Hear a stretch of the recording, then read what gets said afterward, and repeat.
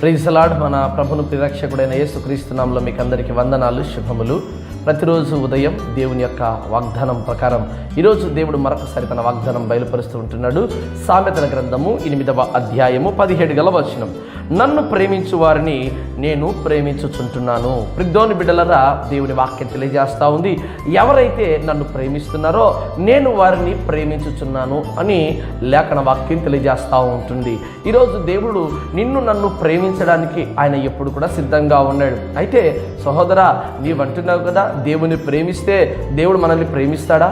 నిజముగా ప్రభు అలాంటి వాడు కాదు. ఎందుకనగా మరి పత్రికా భాగంలో చూడగలిగితే ఆయనే మొదట మనల్ని ప్రేమించిన వాడిగా ఉంటున్నాడు.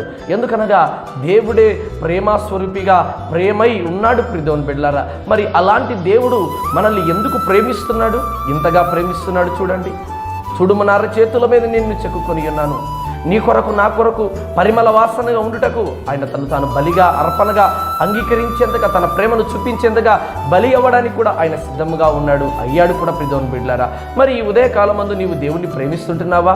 ఈ లోకంలో మనుషులు అనేక మంది ఉన్నారు. అనేక మంది ఇంటి మీదను, వాహనాల మీదను, శరీరాల మీదను, అనేకమైన వ్యక్తిగత వస్తువుల మీదను, శరీరం మీదను అనేక చోట్ల యేసుక్రీస్తు ప్రభు అని పేరు రాసుకుంటున్నారు, పేరును పొడిపించుకుంటున్నారు. అలా పొడిపించుకున్నంత మాత్రాన నీవు ప్రేమించినట్టు కాదు. దేవుడంట లోకమును ఎంతగానో ప్రేమించాడు. దేవుడు లోకాన్ని ఎంతగా ప్రేమించినట్టుగా నీవు కూడా దేవుని ప్రేమించినట్టయితే దేవుని వాక్యం అంటుంది, యోహాను సువార్త 14వ అధ్యాయము 15 వచనము, మీరు నన్ను ప్రేమించిన ఎడల నా ఆజ్ఞలను మీరందరూ కూడా గైకొంటారు అంటున్నాడు. నిజంగా మనము దేవుని ప్రేమించిన వారైతే ఖచ్చితంగా మనము దేవుని యొక్క ఆజ్ఞలు కూడా గైకొనాలి. దేవుని ఆజ్ఞల్లో మనం లోబడాలి. దేవుని ఆజ్ఞలు మనం ప్రేమించి ఉండాలి. ప్రిద్దోని బిడ్డలారా, దేవుడు అంటున్నాడు, నిన్ను వలని పొరుగు వారిని ప్రేమించి ఉంటున్నావా? ఎందుకనగా దేవుడు ప్రేమస్వరూపిగా ఉంటున్నాడు. ఇంకొక వాక్యం కూడా మనం ఆలోచన చేస్తే కొరింథీయులకు రాసిన మొదటి పత్రిక 8వ అధ్యాయము 3 వచనం ఆలోచన చేస్తే, ఒకడు దేవుణ్ణి ప్రేమించిన ఎడల అతడు దేవునికి ఎరుకైన వాడై ఉన్నాడు. ప్రిద్దోని బిడ్డలారా, ఎవరైతే దేవుని ప్రేమిస్తున్నారో దేవుడు అతన్ని తెలుసుకోనంత స్థితిలో లేడు. ఆయన దేవునికి సమస్తము ఎరిగిన వాడై ఉన్నాడు, తెలుసుకున్న వాడై ఉన్నాడు. నీవు దేవుణ్ణి ప్రేమిస్తే నీకేంటి లాభం? మీరు అంటున్నారు కదా, దేవుణ్ణి ప్రేమిస్తున్నామండి, మేము కూడా దేవుణ్ణి ఎలా ప్రేమించాలి? ఆయన లోకాన్ని ఎంతగా ప్రేమించాడు, మనవుల ఎడల ఆయన ప్రేమ ఎంతగానో చూపించాడు. ప్రిద్దోని బిడ్డలారా, అయితే ఎవరైతే ఈ లోకంలో ఉన్న మనుషులందరికంటే ఎక్కువగా ప్రేమిస్తారో దేవుడు నీకంటూ ఒక గొప్ప ఆశీర్వాదం దాచిపెట్టాడు.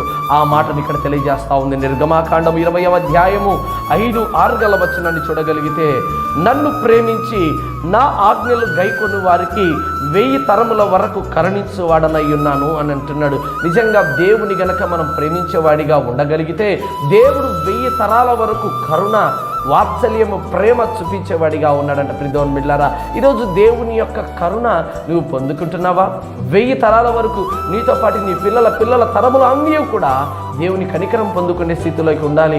ఒకవేళ నువ్వు దేవుని ప్రేమించకపోతే 5వ వచనంలో అంటున్నాడు, 5వ వచనంలో, నన్ను ద్వేషించు వారి విషయంలో 3-4 తరముల వరకు తండ్రుల దోషమును కుమారుల మీదికి రప్పించదను. నిజంగా దేవుని నువ్వు ద్వేషిస్తుంటున్నావా, ప్రేమిస్తుంటున్నావా? ఈరోజు నా జీవితం దుర్లభంగా, నీచకరంగా, శ్రమలలో ఉంది అంటే నిజంగా నువ్వు దేవుని ప్రేమించడం లేదని అర్థం.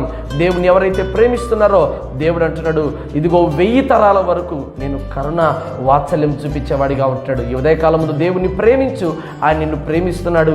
ఆయన కరుణ, కటాక్షము, వాత్సల్యత ఇప్పుడే దేవుడు నీకు దయచేయును గాక. ఆమేన్.